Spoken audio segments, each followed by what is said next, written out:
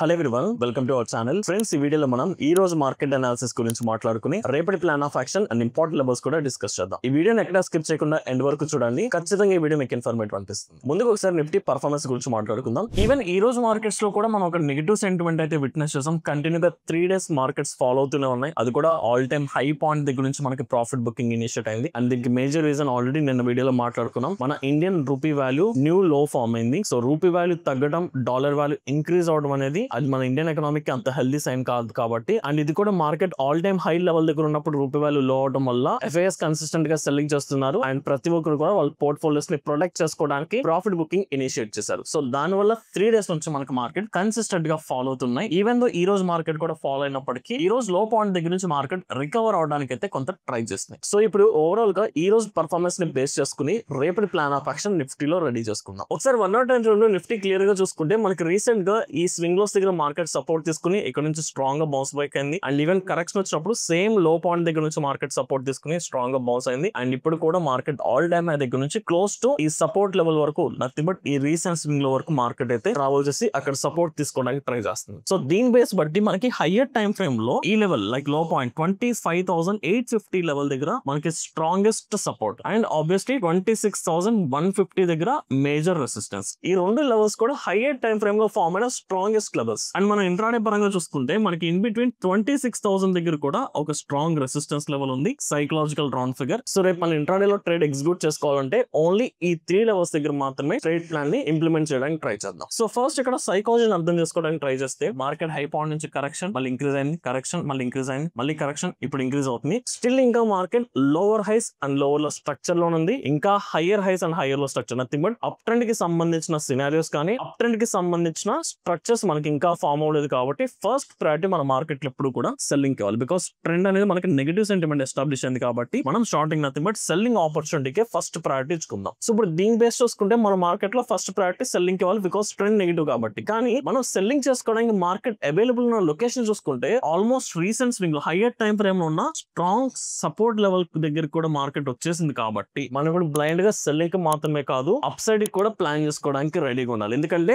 ఎంత సెల్లింగ్ జరిగినప్పటికీ higher time frame supports దగ్గర నుంచి మార్కెట్ ప్రీవియస్ గా చాలా స్ట్రాంగ్ గా బౌన్స్ బ్యాక్ అయింది కాబట్టి సేమ్ రియాక్షన్ ఇక్కడ కూడా జరిగే పాసిబిలిటీస్ ఉన్నాయి. అందుకని రేపు మన సెల్లింగ్ కి ప్లాన్ చేసుకుందాం, అలాగే బయింగ్ కూడా ప్లాన్ చేసుకుందాం. సో నేను పర్సనల్ గా ఏ లెవెల్స్ క్రాస్ అయితే సెల్లింగ్ అండ్ బయింగ్ ప్లాన్ చేసుకుంటాను మీకు ఎక్స్ప్లెయిన్ చేస్తాను. సో ఫస్ట్ థింగ్, మనం జనరల్ గా సెల్లింగ్ చేసుకోవాలనుకుంటే మనకి ఈ రీసెంట్ స్వింగ్ లో నథింగ్ బట్ సపోర్ట్ ఏదైతే ఉందో ఇది బ్రేక్ డౌన్ అవ్వాలి. 25,850 లెవెల్ డౌన్ సైడ్ స్ట్రాంగ్ గా బ్రేక్అవుట్ అయితే మనం సెల్లింగ్ వెళ్ళిపోవచ్చు. కానీ ఈవెన్ దో నేను ఇక్కడ సెల్లింగ్ చేయడానికి కొంచెం ఆలోచిస్తాను. ఎందుకంటే లాస్ట్ 3 days నుంచి మార్కెట్ కన్సిస్టెంట్ గా ఒకటే డైరెక్షన్ లో ఫాలో అవుతుంది కాబట్టి జనరల్ గా సపోర్ట్ దగ్గరకు వచ్చినప్పుడు అట్లీస్ట్ ఒక కన్సాలిడేషన్ ఆర్ రివర్సల్ కనిపించాలి. అంతేగాని రేపు కూడా కన్సిస్టెంట్ గా మార్కెట్ సెల్లింగ్ జరిగితే ఖచ్చితంగా there is high possibility market down side break ఇచ్చినట్టు ఇచ్చి మళ్ళీ ఇమీడియట్ గా రివర్సల్ కూడా జరిగే ఛాన్స్ ఉంది. నథింగ్ బట్ మన ట్రాప్ లోకి వెళ్లే ఛాన్సెస్ కూడా ఉంటుంది కాబట్టి సో ఇక్కడ మనం సెల్లింగ్ చేస్తున్నప్పుడు కొంచెం కేర్ఫుల్ గా ఉండాలి. అంటే టెక్నికల్ గా ఆలోచిస్తే మనం సెల్లింగ్ తీసుకోవాల్సిన లొకేషన్ కరెక్ట్ లొకేషన్, కానీ 3 days నుంచి ఫాలో అవుతుంది కాబట్టి ట్రాప్ లోకి వెళ్తాం కాబట్టి ఈ బ్రేక్అవుట్ జరిగినప్పుడు ఫర్ ఎగ్జాంపుల్ నేను డైలీ ఒక 5 lots తో ట్రేడింగ్ చేస్తున్నాను అనుకోండి. రేపు వచ్చేసరికి ఈ బ్రేక్అవుట్ దగ్గర ఈవెన్ దో మార్కెట్ నాకు ట్రెండ్ తగ్గట్టుగా బ్రేక్అవుట్ వచ్చినప్పటికీ రేపు నేను జస్ట్ 2 lots తో మాత్రమే చేస్తాను. అంటే నేను కంప్లీట్ రెగ్యులర్ గా యూస్ చేసే క్యాపిటల్ ని డిప్లాయ్ చేయము, ఓన్లీ తక్కువ క్యాపిటల్ మాత్రమే తక్కువ లాట్సెస్ తో మాత్రమే ట్రేడ్ ఎగ్జిక్యూట్ చేస్తాను. బికాస్ ఆఫ్ 3 days నుంచి consistent fall and 4th day కూడా ఫాల్ వస్తే మేబీ ఆ ఫాల్ ఎక్కువగా నిలబడే ఛాన్సెస్ తక్కువ ఉన్నాయి కాబట్టి తక్కువ లాట్స్ లో వెళ్తాను. సో సెల్ చేసుకోవడానికి first location 25,850 down side break అయితే. అలా కాకుండా ఒకవేళ మార్కెట్ సో ప్రీవియస్ కి ఇక్కడ ఎలాగైతే సపోర్ట్స్ తీసుకుని బౌన్స్ బ్యాక్ అయిందో ఇక్కడ కూడా అలాగే సపోర్ట్ తీసుకుని బౌన్స్ బ్యాక్ అవుతున్నప్పుడు నాకు సైకలాజికల్ గా 26,000 ఏదైతే స్ట్రాంగ్ రెసిస్టెన్స్ లెవెల్ ఉందో ఈ లెవెల్ క్లియర్ గా అప్ సైడ్ బ్రేక్ అయితే మాత్రమే నేను long position nothing but up side trades execute చేస్తాను. కానీ ఈ స్ట్రక్చర్ బ్రేక్అవుట్ అవుతున్న టైం కి మనకి ఈ ప్యాటర్న్ కనిపించాలి. Higher highs and higher low structure at least మనకి సపోర్ట్ లెవెల్ దగ్గర నుంచి ఇప్పుడు already lower highs and lower lows వచ్చింది కాబట్టి ఒక కన్సాలిడేషన్ జరుగుతున్నప్పుడు మనకి ఒక హై పాయింట్ మళ్ళీ పుల్ బ్యాక్ మళ్ళీ హై అట్లీస్ట్ మనకి higher highs and higher low structure ఈ సపోర్ట్ దగ్గర ఆర్ఎస్ ఈ బ్రేక్అవుట్ దగ్గర కనిపిస్తేనే అప్పుడు మనం ట్రేడ్ ఎగ్జిక్యూట్ చేద్దాం లాంగ్ సైడ్ కి. అండ్ దీంతో పాటు మనం ఆబ్వియస్లీ ఆక్సిజన్ అనాలిసిస్ సెంటిమెంట్ చూసుకోవాలి. సో సింపుల్, మనం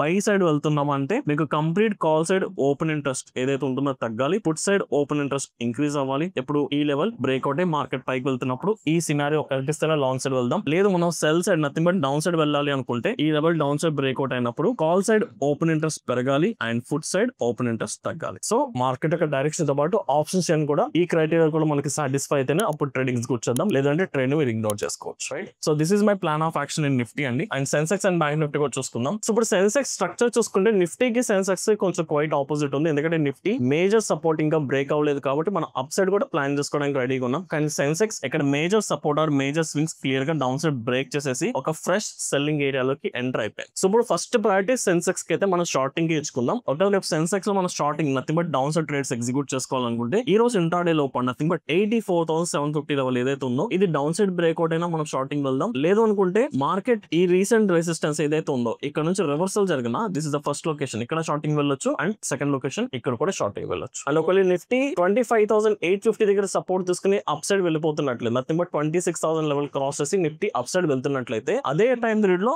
సెన్సెక్స్ లో మనకి ఇక్కడ బ్రేక్అవుట్ వచ్చినా సెన్సెక్స్ లో కూడా లాంగ్ సైడ్ వెళ్ళొచ్చు. ఎందుకంటే నేను ఇక్కడ రెఫరెన్స్ గా నిఫ్టీని మేజర్ గా తీసుకుంటున్నాను కాబట్టి సో నిఫ్టీ డైరెక్షన్ తగ్గట్టు సెన్సెక్స్ లో కూడా ఆ లెవెల్ అప్ సైడ్ బ్రేక్ అయితే ప్లాన్ చేసుకుందాం. సో సెన్సెక్స్ లో రేపు రియాక్ట్ అవుతున్న మేజర్ లెవెల్స్ 85,250. మనం ఇక్కడ both buying side and selling side రెండింటికి ప్లాన్ చేసుకుందాం. And at the same time 84,750 ఇక్కడ ఓన్లీ సెల్లింగ్ సైడ్ మాత్రమే ప్లాన్ చేసుకుందాం. So this is plan of action Sensex అండి. And finally bank Nifty. So bank Nifty కూడా same Sensex లాగే recent important support clear గా down side breakout అయిపోయింది. And దాని తర్వాత మార్కెట్ మళ్ళీ ఆ లెవెల్ కి రీటెస్ట్ కి వెళ్ళింది కాబట్టి so for timing negative sentiment కాబట్టి ఫస్ట్ ప్రయారిటీ డౌన్ సైడ్ కే ప్లాన్ చేసుకుందాం. సో బ్యాంక్ నిఫ్టీలో కూడా ఇప్పుడు మనకి ఏదైతే 59,500 రౌండ్ ఫిగర్ ఇక్కడ నుంచి మనకి రివర్సల్ జరిగిన షార్టింగ్ వెళ్దాం ఫస్ట్ లొకేషన్ సెల్ చేసుకోవడానికి. లేదు ఇంట్రాడే లో పాయింట్ డౌన్ సైడ్ బ్రేక్ అయినా ఇక్కడ కూడా సెల్లింగ్ వెళ్ళిపోవచ్చు. అండ్ ఈ 59,500 దగ్గర బోత్ బయింగ్ అండ్ సెల్లింగ్ కూడా ప్రిపేర్డ్ ఉందాం. ఒకవేళ ఇది స్ట్రాంగ్ అప్ సైడ్ బ్రేక్ ఇచ్చినా మనం అప్ సైడ్ కూడా ట్రెండ్స్ ఎగ్జిక్యూట్ చేసుకోవచ్చు. బట్ ఇక్కడ 59,000 రౌండ్ ఫిగర్ ఏదైతే ఉందో ఇది డౌన్ సైడ్ బ్రేక్ అయితే ఇక్కడ ఓన్లీ సెల్లింగ్ మాత్రమే ప్రిపేర్డ్ ఉందాం. బట్ 59,500 దగ్గర రెండింటికి ప్రిపేర్ ఉండొచ్చు. రైట్. సో ఓవరాల్ గా చూసుకుంటే లాస్ట్ 3 days నుంచి మార్కెట్ కన్సిస్టెంట్ గా ఫాలో అవుతుంది కాబట్టి రేపు కూడా ఫాల్ జరిగే ఛాన్సెస్ చాలా తక్కువ ఉన్నాయి. ఒకవేళ రేపు కూడా ఫాల్ జరిగితే నేను రెగ్యులర్ గా ట్రేడింగ్ లో ఎంత క్యాపిటల్ అయితే డిప్లాయ్ చేస్తామో అంత కాకుండా చాలా లిమిటెడ్ క్యాపిటల్ దాన్ని ట్రేడ్ చేస్తాం. ఎందుకంటే లాస్ట్ 3 days మార్కెట్ ఫాలో అయినప్పుడు జనరల్ గా నార్మల్ సినారియోస్ మార్కెట్ ఒక పుల్ బ్యాక్ గానీ ఒక కన్సాలిడేషన్ ఫేజ్ లోకి వెళ్తుంది. అండ్ నిఫ్టీ వచ్చేసరికి మేజర్ సపోర్ట్ దగ్గర కూడా అవైలబుల్ ఉంది కాబట్టి any point of time market లో రివర్సల్ జరిగి అప్ సైడ్ కూడా వెళ్లే ఛాన్సెస్ ఉన్నాయి. సో రెండింటికి రేపు ప్రిపేర్ ఉంటే better. Right. So this is my plan of action అండి. అండ్ రేపు స్వింగ్ ట్రేడింగ్ ఎలాంటి స్టాక్స్ ని ఫిల్టర్ చేసుకోవట్లేదు. వన్స్ మార్కెట్ స్టెబిలైజ్ అయిన తర్వాత మనం అప్పుడు ప్లాన్ చేసుకుందాం. ఐ హోప్ ఈ వీడియో మీకు అర్థమైంది అనుకుంటున్నాను. ఇఫ్ ఇన్ కేస్ ఈ వీడియో కనుక మీకు ఇన్ఫర్మేటివ్ అనిపిస్తే ఈ వీడియోని లైక్ చేసి మీ జెన్యూన్ ఒపీనియన్స్ ని కమెంట్ సెక్షన్ లో మెన్షన్ చేయండి. Thank you.